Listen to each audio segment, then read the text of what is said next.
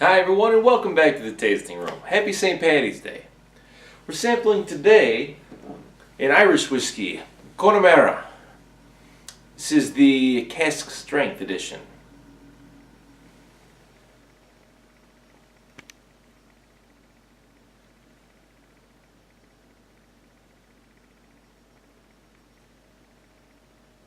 So the first time I ever had Connemara was many years ago.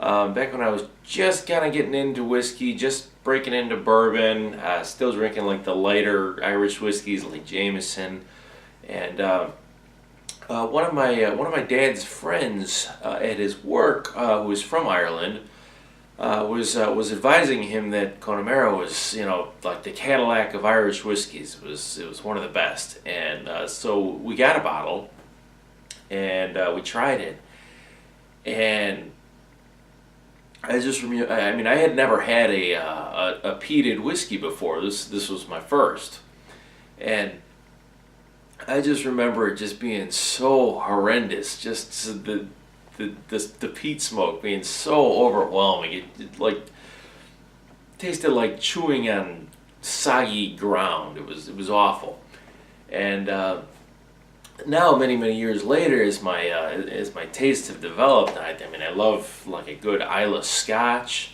I love the smokier whiskeys now, so I'm curious to see what my thoughts are in this one.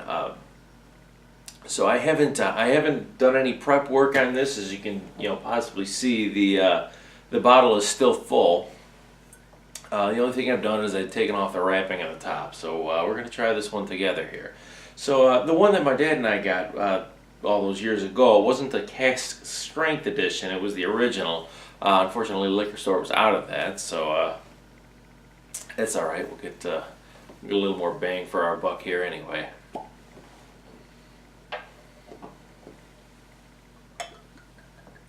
Alright, so this is not actually your typical Irish whiskey. Your Irish whiskey is for the most part, if not all of it, is triple distilled, but it's usually not very heavily peated, if at all. And so Connemara boasts it being a peated single malt Irish whiskey. So we will see how this stacks up to some of the Islas I've had in the past few years. So extremely light in color, just like an Ardbeg or a Lefroy.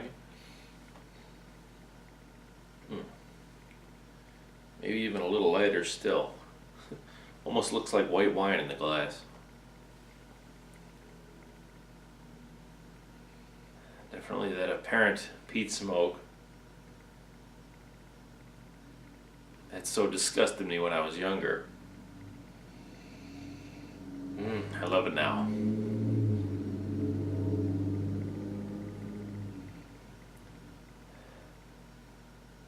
Hidden in there, we have some light fruitier notes. A little bit grassy.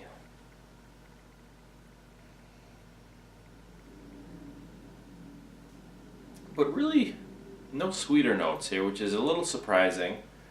This is aged in ex-bourbon casks. But I suppose the smoke kind of takes that over.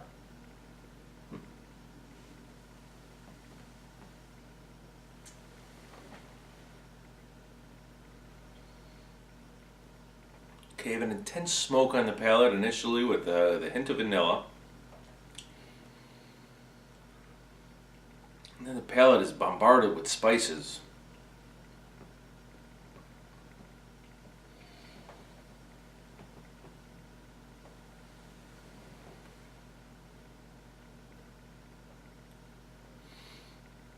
Oh yeah, smoky and spicy. Hint of sweetness on the back, maybe a little honey.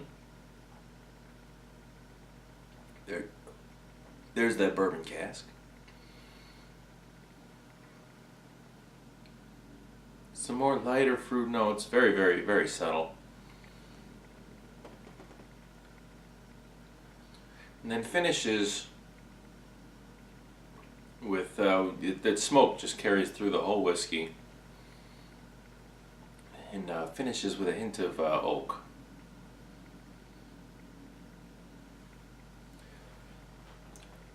So now this one is 115.8 proof. So it's obviously it's cask strength, so it's a little bit high, and it's not diluted with water at all.